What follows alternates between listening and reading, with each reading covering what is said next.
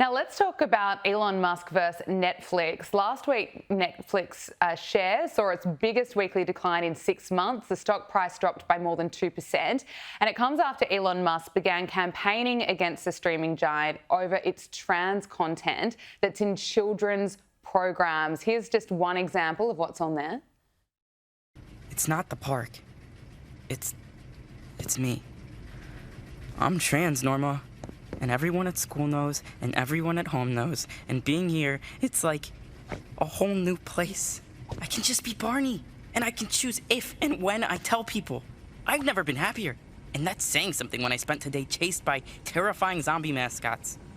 Pugsley reminded me how important it is to live your life without apology. So I think I gotta give living here a shot, don't you? That is a show on Netflix, Dead End Paranormal Park, and it is advertised for 7-year-olds. Now, the show's creator, Hamish Steele, who also allegedly mocked the murder of Charlie Kirk, that's the show's creator. Now, this is a huge movement, what Elon Musk is doing. It's been one of the top trending issues on X for days now. We know that Netflix has hundreds of millions of users. It's a platform with massive influence.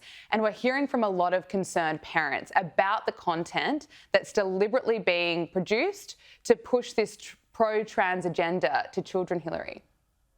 Yes, absolutely. And particularly those shows, it's approved or they're for children 7 and older. How absolutely ghastly for children that are that young. They actually, I mean, I have children, and children that young, they aren't even talking about sexuality or thinking about it. So first of all, it's appropriate even to be talking about anything that's sexual. And then the other issue I have is, well, and to your point, by the way, there's a hashtag cancel Netflix, which is spread like is an actual phenom. But then their stock is down 2%, Netflix. So Elon Musk is really having an impact on their bottom line. The other issue I have is layering on top of this, you look across the board at Netflix and what the average person is watching is literally all rubbish. This is rubbish with a massive left-leaning thing, but it's such a pity that people aren't watching more history, anything that's non-fiction, learn about the world. And there's so much about the world that's really interesting and can be fascinating. And it actually is, you're growing and learning. And one of the things I really do think, I don't think it's just a conspiracy theory. I think this is part of the dumbing down of the masses. The less people know about history, the easier it is to manipulate them. And this is part of that, I do believe.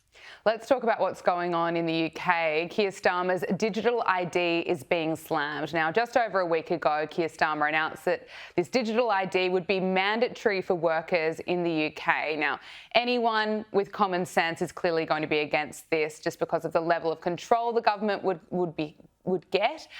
Also, by forcing this digital ID on workers, there are huge concerns around privacy, surveillance and digital rights.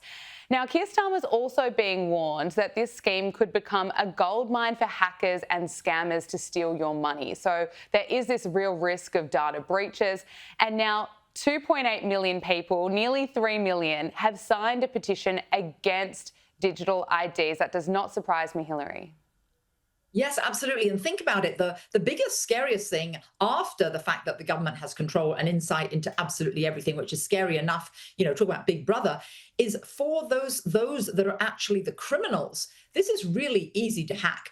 Who doesn't think that there are hackers that are more sophisticated than the government? I think that this is very easy. And actually the model is based on Estonia, where they've had terrible crimes against people, where they've had everything stolen, their funds stolen because of the hackers.